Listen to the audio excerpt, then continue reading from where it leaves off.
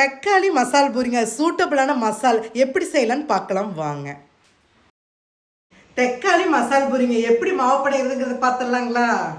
1/2 kilo மாவுக்கு 3 தக்காளி பழம், 1/2 ஸ்பூன் சீரகம், ஒரு கைப்பிடி அளவுக்கு கருவேப்பிலை, 3 வரமிளகாய், 2 பல்லு பூண்டு, அளவான உப்பு, தண்ணி ஊற்றாமல் அரைச்சி எடுத்துகிட்டு வந்துக்கலாம்.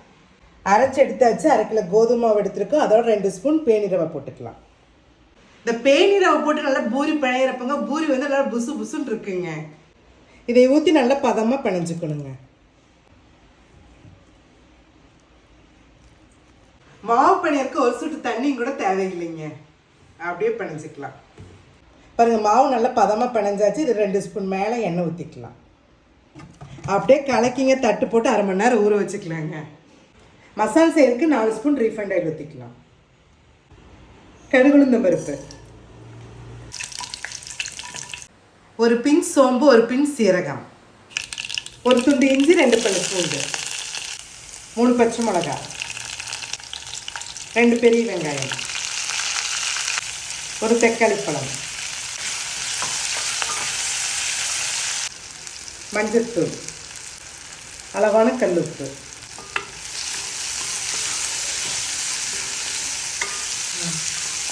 நாலு ஸ்பூன் பொட்டுக்கடலை மாவை தண்ணியில் ஊற்றி கரைச்சி வச்சுக்கிறேன், ஊற்றிருக்கலாம்.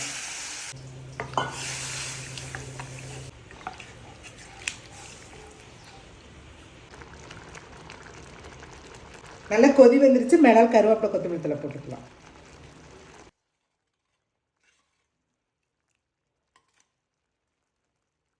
மசால் ரெடி ஆயிடுச்சுங்க. அடுத்தது நம்ம பூரி போட்டுக்கலாங்க. பூரிக்கு மாவு தேய்ச்சிக்கலாங்க ரவுண்டா.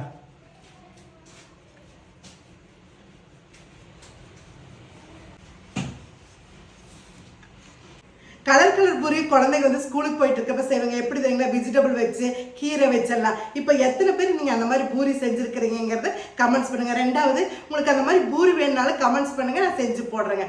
2வது பார்த்தா இப்போ தக்காளி பூரிக்கு ரெடிங்க. நம்ம போட்டு எடுத்துக்கலாங்களா?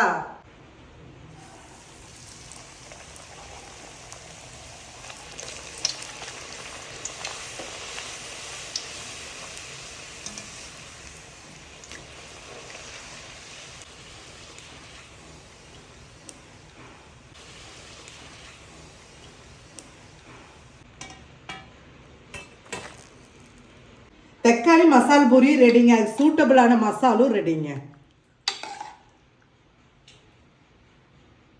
இந்த தக்காளி மசாலா பூரிக்கு இந்த மசாலா வச்சு சாப்பிட்றப்ப செம்ம டேஸ்ட்டாக இருக்கும். கண்டிப்பாக நீங்கள் ட்ரை பண்ணி பார்த்து எப்படி இருக்குன்னு கமெண்ட்ஸ் பண்ணுங்கள்.